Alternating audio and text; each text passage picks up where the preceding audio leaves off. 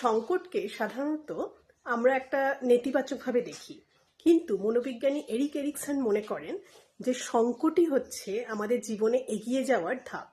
হ্যাঁ, প্রত্যেকটা বয়সেই আমরা কিছু প্রশ্নের মুখোমুখি হই এবং এই প্রশ্নে আমরা কোনটাকে চুজ করে নিচ্ছি এটা অনুযায়ী কিন্তু আমরা জীবনে এগিয়ে যাই। যেমন ধরুন 20 বা 30 বছরের মধ্যে যেই সময়টা, সেখানে আমাদের প্রথম প্রশ্ন হচ্ছে গিয়ে যে আমরা কি সত্যি সম্পর্কে ঘনিষ্ঠতা চাই, নাকি নিজেদেরকে একটু সেফ রাখতে চাই, একটু আইসোলেট রাখতে চাই। এটা একটা ভীষণ গুরুত্বপূর্ণ প্রশ্ন এই বয়সে।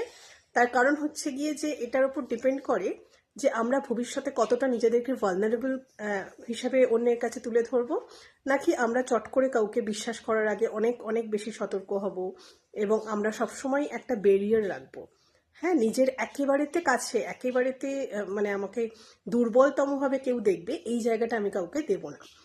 আমি হয়তো একটা ব্যারিয়ার রাখবো এবং আমি তার বাইরে থেকেই যতটুকুনি সম্পর্কে কি নিবেশ করা যায় ততটা করব।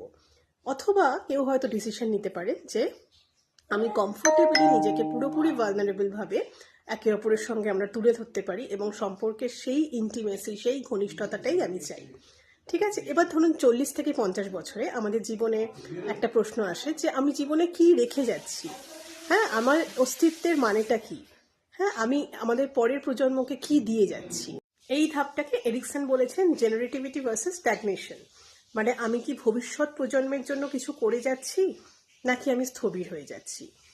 এটা একটা অত্যন্ত গুরুত্বপূর্ণ প্রশ্ন এই বয়সটার জন্য। তার কারণ হচ্ছে গিয়ে মানুষ সবসময় নিজের থেকে বড় একটা কিছুর অংশ হতে চায়, তাতে একটা অবদান রাখতে চায়।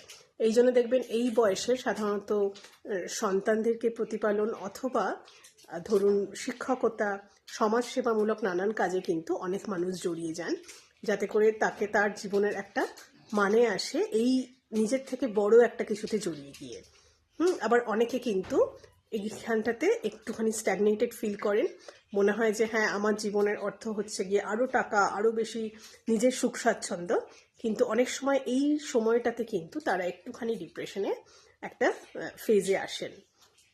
একদম বয়সকালে এরিক এরিকসন বলেন যে এখানেও কিন্তু একটা প্রশ্ন আসে যে জীবনটা আমরা কতটা খুশি এই জীবনটা নিয়ে। যদি আমরা খুব খুশি থাকি যে হ্যাঁ, আমি জীবনে যা যা চেয়েছি মোটামুটি পেয়েছি, অথবা জীবন যেভাবে আমাকে নিয়ে গেছে আমি খুশি, তাহলে কিন্তু আমরা মৃত্যুকে সহজে অ্যাকসেপ্ট করতে পারি, গ্রহণ করতে পারি। কিন্তু যদি আমাদের মনে হয় যে আমাদের অনেক কিছু করা বাকি, পাওয়া বাকি, সেইখানে কিন্তু আমরা মৃত্যুকে সহজভাবে অ্যাকসেপ্ট করতে পারি না। এবং এইটা কিন্তু বুড়ো মানে অনেকটা বয়সের এইটা কিন্তু একটা খুব খুব গুরুত্বপূর্ণ অধ্যায়। এভাবে প্রত্যেকটা জীবনের প্রত্যেকটা বয়সেরই কিন্তু একটা প্রশ্ন আসে আমাদের মধ্যে এবং একটা সংকট তৈরি হয়। এই সংকটটাকে আমরা কিভাবে পার হচ্ছি তার উপরে নির্ভর করে যে আমরা ভবিষ্যতে কিভাবে নিজেদের গল্পটা লিখছি।